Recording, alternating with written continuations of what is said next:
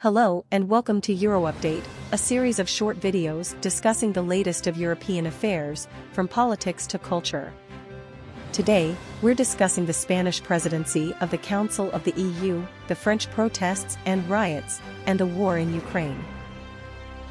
The Spanish presidency of the Council of the EU, which started this Saturday and will run until New Year's Eve, will prioritize four main areas: promoting the reindustrialization of Europe, moving towards ecological transition, consolidating the social pillar, and strengthening European unity.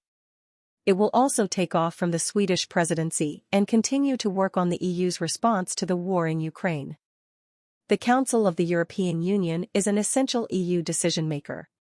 It negotiates and adopts legislative acts in most cases together with the European Parliament through the ordinary legislative procedure, also known as codecision. The Council is responsible for coordinating member states' policies in specific fields such as economic and fiscal policies, education, culture, youth and sport, employment policy, and developing the EU's common foreign and security policy. The Council also concludes international agreements and adopts the EU budget together with the Parliament. The presidency of the Council of the EU rotates among the EU member states every 6 months. During this 6-month period, the presidency chairs meetings at every level in the Council, helping to ensure the continuity of the EU's work in the Council. 3 presidencies work together closely in groups of 3, called trios. This system was introduced by the Lisbon Treaty in 2009. The trio sets long-term goals and prepares a common agenda determining the topics and major issues that will be addressed by the Council over an 18-month period. On the basis of this program, each of the 3 countries prepares its own more detailed 6-month program. There have been protests in Nanterre, France after a 17-year-old boy was shot by police.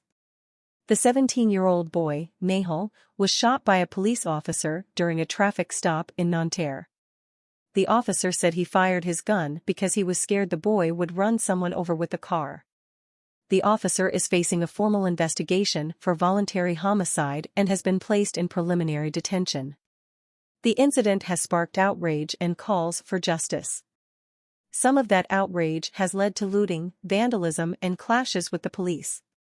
The French government has deployed 45,000 police officers, halted public transport, and even considered declaring a state of emergency. Mayors have counter-protested these violent acts with a peace march, and the family of Nahel have called for the clashes to stop. Now, the latest on the war on Ukraine. Ukraine has taken back about 37 square kilometers of Russian-held territory in the south and east of the country in the past week.